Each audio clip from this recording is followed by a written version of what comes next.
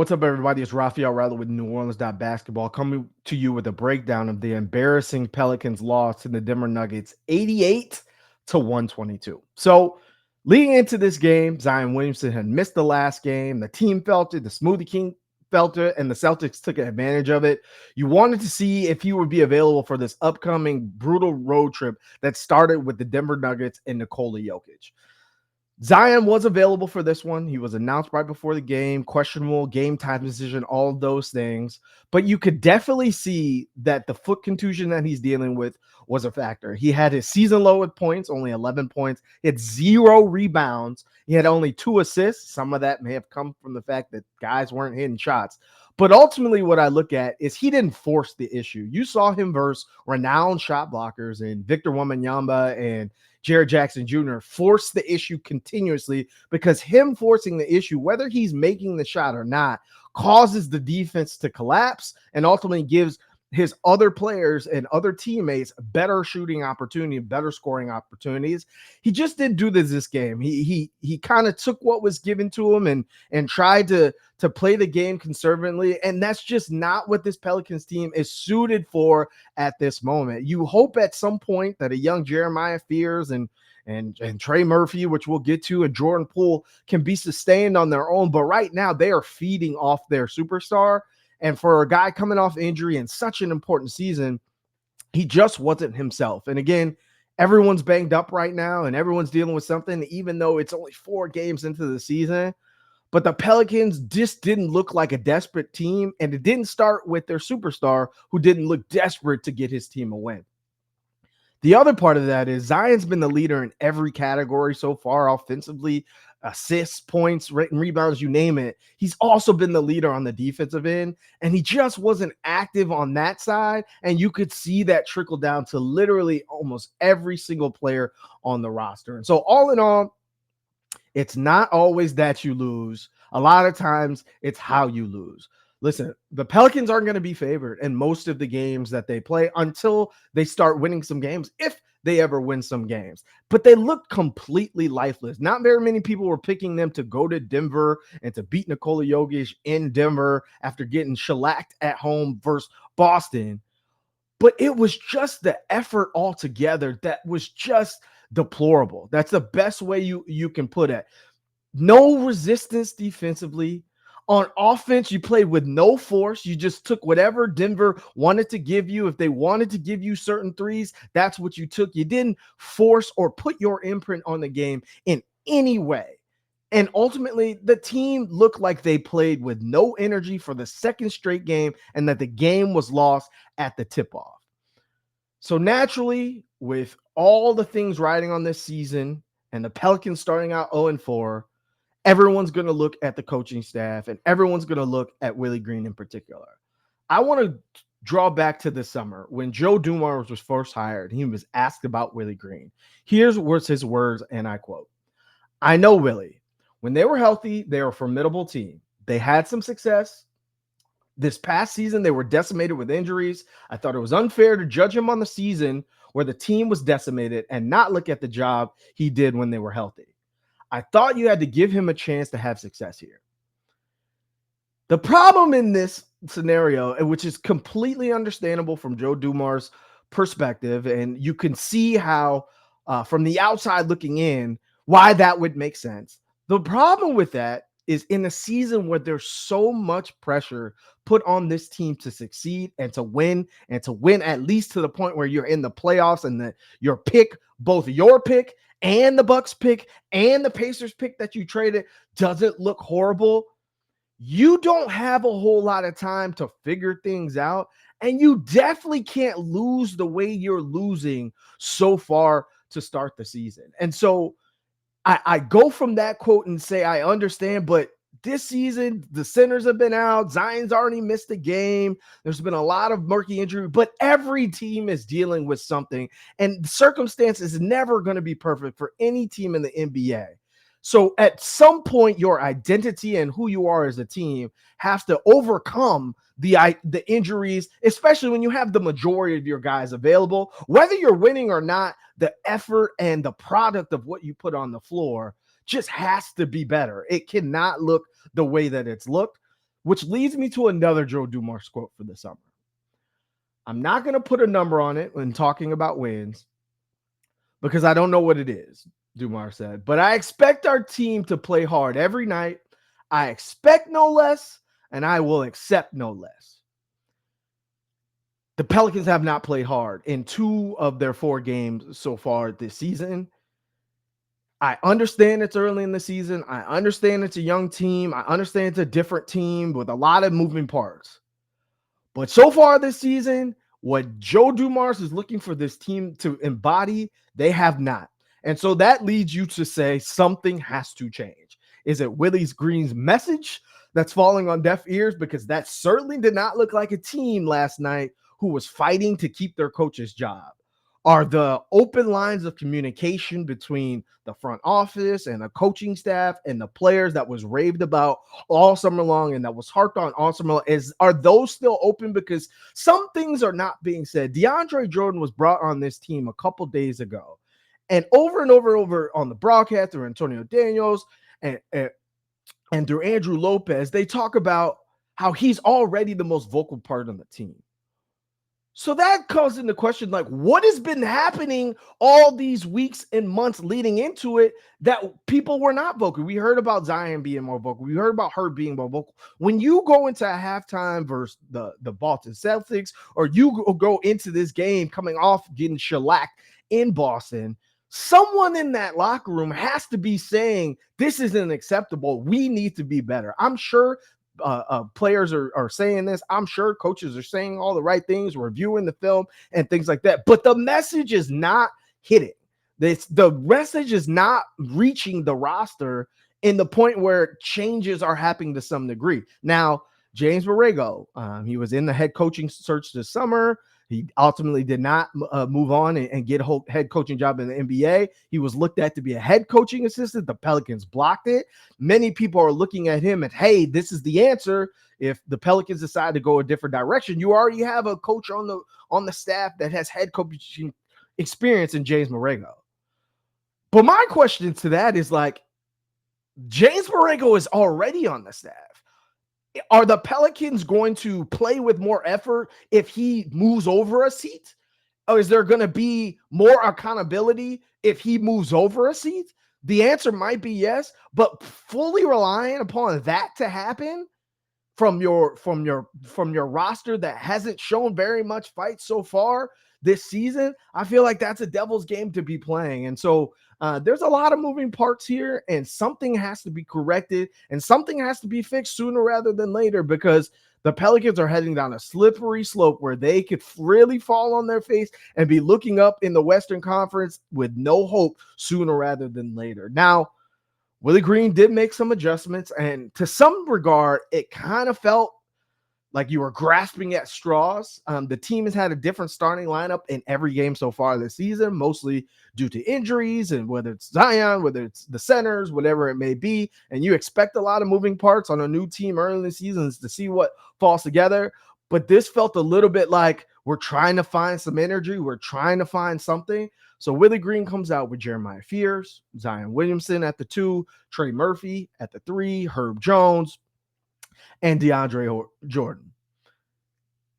I understand, first off, I understand Jordan Poole getting moved to the bench. Listen, if DeJounte Murray was healthy, I think he would be in the starting lineup, and Jordan Poole would be in that same role that he talks about in Golden State, that 6-man role where he's a shooter off the bench. He's a gunner off the bench. If he doesn't have it, you go to someone else who's going to give you more on the defensive end or going to fit more into a cog. So I understand that. It's not just about Jeremiah Fears being the number 7 pick and having a couple good games as a rookie. He is a point guard, and Jordan Poole is not from that degree. And so you want to give a rookie who's showing you a lot of promises, showing that he might be special when it comes to some things. You want to give him a rope and see if he can organize a little bit better as far as this game goes. So I understand he's a tempo pusher for a team that needs to play with pace, that needs to play with tempo.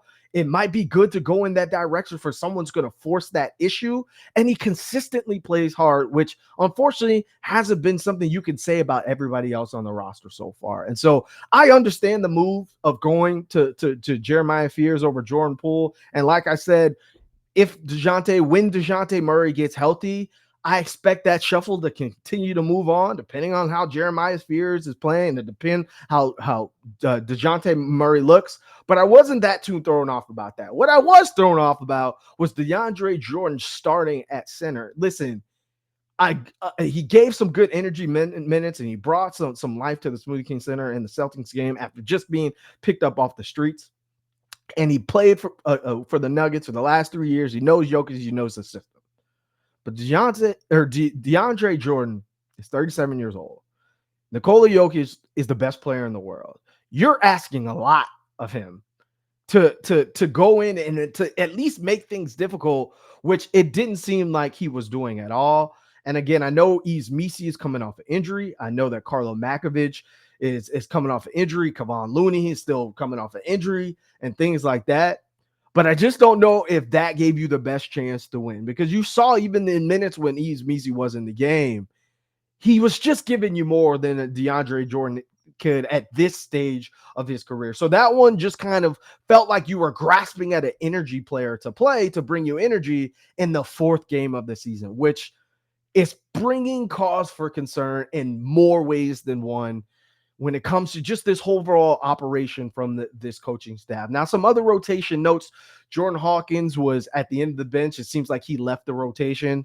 I'm going to continue to preach. If he's not going to make shots, you might as well play a bigger player. I know Micah Peavy got in toward the end of this game and the end of last game because they were both blowouts, but he's itching. And not because he's necessarily a knockdown shooter, but because you know your floor is higher. You know that at least he's not going to get bullied on the defensive end, even as a rookie, just because he's a bigger body. And if you're not going to go that direction, what's going on with Carlo Makovic? Again, a player who played the summer with Croatia and seemed to have some momentum at the end of last season and seemed to be the only big on the roster who can stretch the floor and give you a different look. He's relegated to the end of the bench, just like everybody else who's a younger rookie or a younger player. And so I just don't know if the Pelicans are maximizing all what they have. I understand he's got the back spasm. He's trying to get healthy. But it doesn't feel like the Pelicans are leaning into the things that could make them good or could match up well. This league is going more and more to two bigs and 2 7-footers and whatever it may be. And the Pelicans are continuously throwing out a lineup that is undersized and getting bullied, even versus the teams that aren't great rebounding teams. And so interesting to see what's going on with the rotations. I will continue to preach it. A deep roster is only a weapon if you know how to utilize it and you know when to utilize it. And so far, the Pelicans have not lived up to that. Now, speaking of not living up to expectations so far this season, and not even expectations, just living up to who you are as a player, Trey Murphy continues to struggle. And I see a lot of people and I see a lot of comments saying, hey, he's getting star treatment. And hey, the heavy is the hair that wears the crown now that Brandon Ingram's gone and CJ McCollum's gone. He's just a role player. He's never going to be a star. My rebuttal to that is Trey Murphy's not playing bad because he's a 2 option. Again, like you saw games last season where he was the 1 option and he played better than this. Trey Murphy is playing worse than his rookie years. He has 2 games of 7 points in back-to-back games. He was negative 32 in Denver. He was negative 15 in versus Boston. He's averaging just 13 points and 7 rebounds on the season, shooting 39% from the field and 22% from the 3-point line. And he's only getting to the foul line 2 times a game. When you watch him, he's playing like a player with no confidence on either end of the floor. He's not forcing the issue. He's not playing with force. He's not attacking the rim. He's passing up shots. He's passing up drives to the basket. He's fumbling the ball. It looks like a player who has lost all of his confidence. And again, that's not meant to be a cop-out. And I'm not going to say in the 4th game of the season that Trey Murphy is going to look like this for the entire season. But for, again, a team that has so much pressure to perform this season, and for a player who was rewarded with a big contract, and for a player who's looked to be a leader on this team, He's not bringing the force that a leader needs to bring so that everyone else will follow. Right now, he's being a leader and everyone else is following, and it's leading to a result of 0-4. And so if he doesn't turn around, it doesn't matter who the coach is, because Zion can't do this by himself with the cast of characters if someone's not going to step up from that degree. And that someone needs to be Trey Murphy. Listen, when he doesn't play aggressively and he doesn't play with force, everyone else is forced to do more. Herb Jones shots count more, right? Herb has to be better shooting the three. Herb has to be better on the offensive end, but his shots shouldn't be live or die, because you should have another player who's scoring 20 points, 23 points a night, who's offsetting when the secondary players and the tertiary players don't have it going. Jordan Poole should count shots, should count less. Jeremiah Fears and Derek Queen shouldn't be looked to save the games at the end of games, at the beginning of to bring energy to. They shouldn't be in that position as rookies.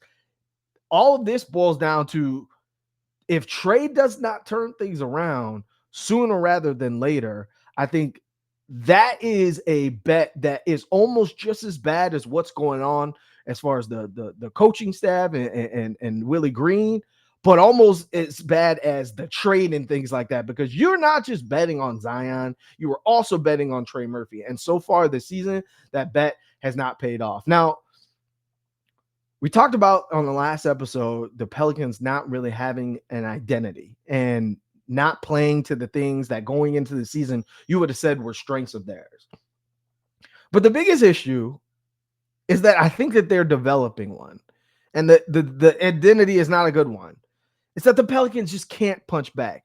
They were down 6 at halftime, and it felt like a miracle that they were anywhere close to the game. They've been outscored in every third quarter so far this season, except versus Boston, where in the fourth quarter, they were outscored 35-12. Denver started on a 10-2 run to start the third quarter after some missed shots went down. And yet again, the Pelicans start pouting instead of getting it back on defense. And it led to a 39-11 quarter. What's being said at halftime? Like at some point, you have to look at the product. You have to look at the process and see what's broken. Willie Green, after every game, says it starts with me. What's being said or what's not being said at halftime that's having you come out with the same lack of focus, lack of intensity over and over and over in the quarter that you know you've been getting your ass bust in? That is the question that is really brought to mind when it comes to that. The other thing is the team talks about the camaraderie and the fact that they're all the same age and they've blended together so quickly. They went to Australia, built a bond and things like that. They had done intense workouts and been working out way before training camp started together. What happened to that? Like, this team doesn't look like they've been playing intense basketball versus one another and ready to take it out on somebody else. Like, is it going the opposite way? Maybe you were going too hard and now you feel worn out and exhausted because your legs are underneath you.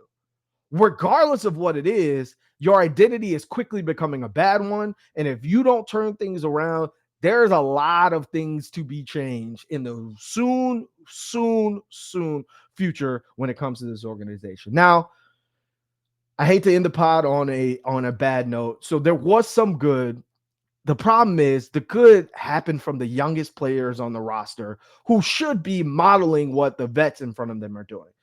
Yves Missi played like he was pissed off that he got benched.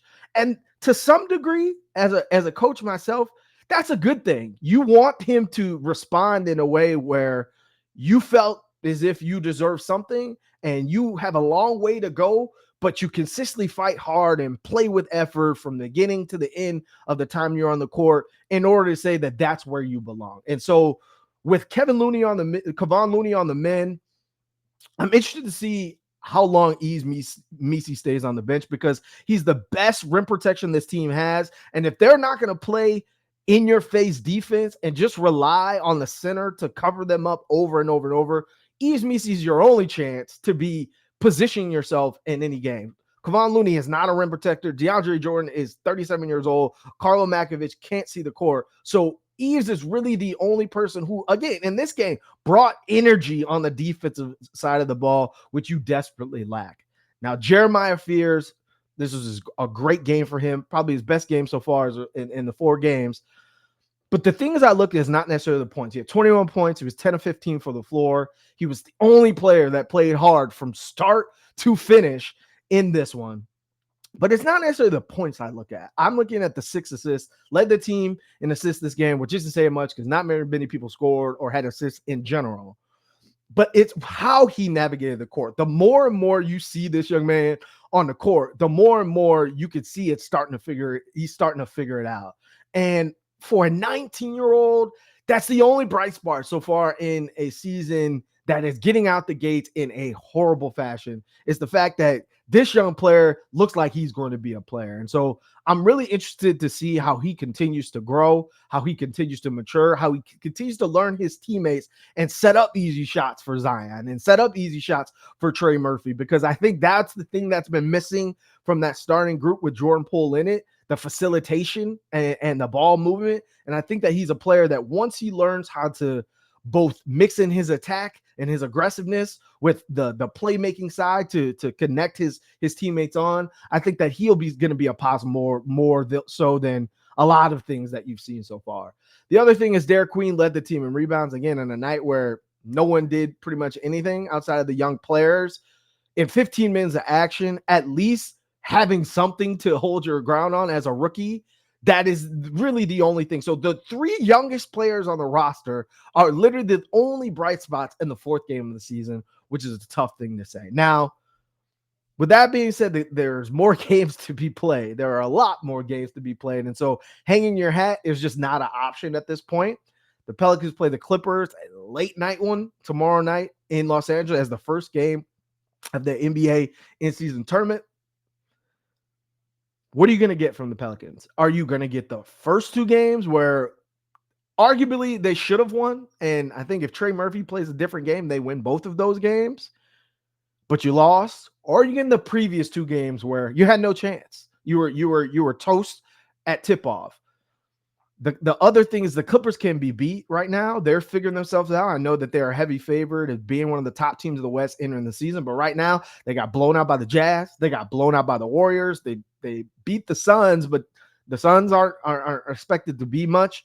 And so right now, if you're going to get a win, especially coming off of 2 embarrassing losses, this is a winnable game that you're going to have to push the pace. The Clippers are the oldest team in the league. The Pelicans are one of the younger teams in the league. They have to push the pace. Even in this game, I understand the altitude is a factor when you go to Denver.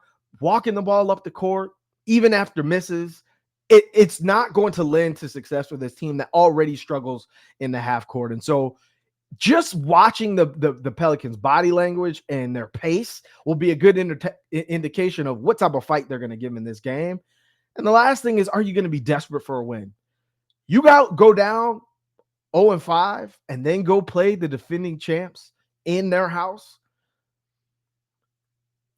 Things could unravel very quickly for this team. And again, for a season that matters so much to this franchise front at every level, this is not a place where you want to get in. And so I'm looking at this game as a game where it's going to tell you a lot about the Pelicans and what they're going to be made of. Being said, I leave you with this one thing. When Joe Dumars took over the organization this summer, he said that he wanted a product that at its best resembled its city. New Orleans is resilient. New Orleans doesn't fold. New Orleans doesn't give up. And you wanted a team that reflects that. And so far, after 4 games, the Pelicans have been the complete opposite. There's a lot of games to be played, but it's on them, the coaching staff, whoever, to turn the tide or things are going to get ugly. We will see you after the clip.